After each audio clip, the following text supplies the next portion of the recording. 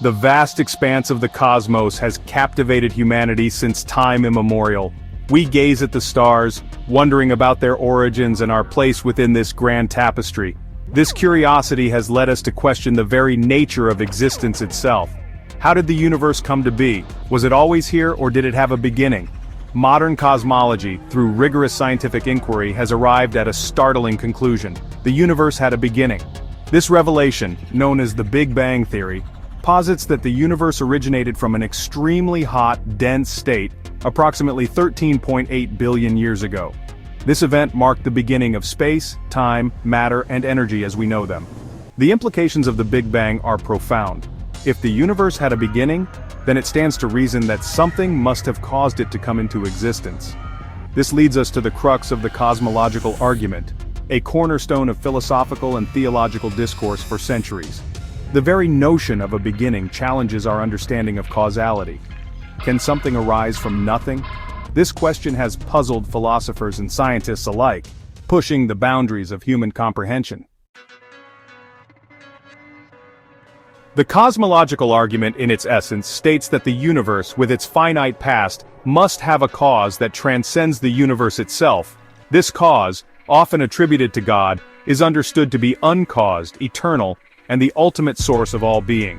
The argument rests on the principle of causality. Every effect must have a cause.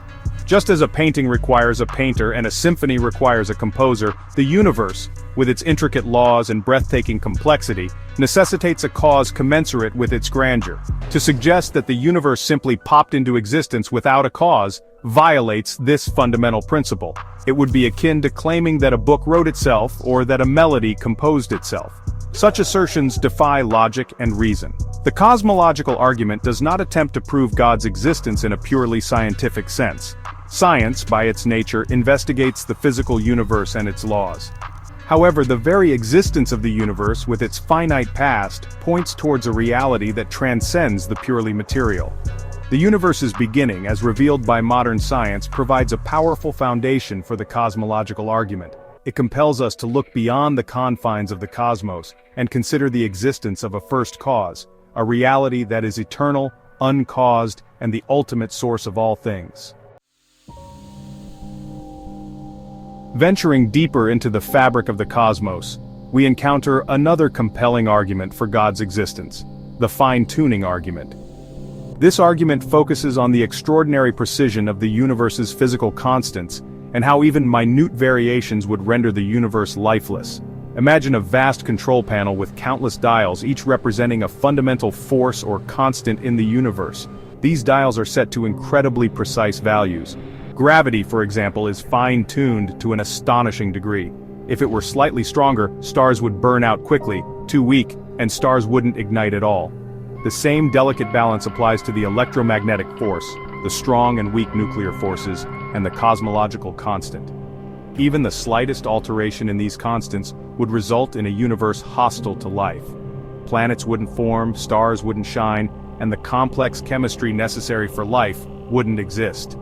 This fine-tuning is not merely a matter of chance. To illustrate, imagine finding a single working watch in the middle of a desert. You wouldn't assume it assembled itself randomly.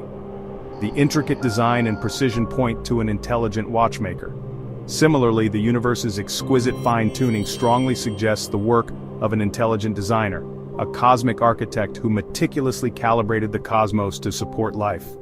This fine-tuning points towards a purposeful creation, a universe intentionally designed for complexity, beauty, and ultimately, life itself.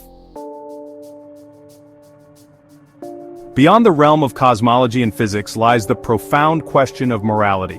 Where do our moral intuitions come from? Are they merely social constructs relative to time and culture, or do they point towards a deeper, objective standard of right and wrong? The moral argument for God's existence posits that objective moral values and duties require a transcendent source. If there is no God, then morality becomes subjective, a matter of personal preference or societal agreement. Right and wrong become fluid concepts, open to interpretation and manipulation.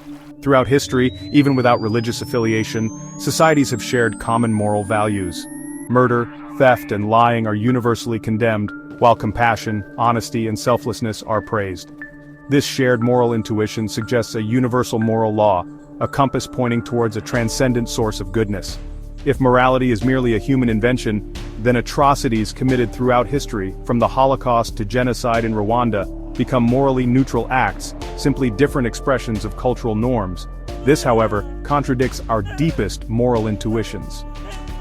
The moral argument suggests that our inherent sense of right and wrong, our yearning for justice and our revulsion at evil, are not merely products of evolution or social conditioning. They are reflections of a higher moral law, a law that transcends human invention and points towards a moral lawgiver, a God who is the ultimate source of goodness and justice.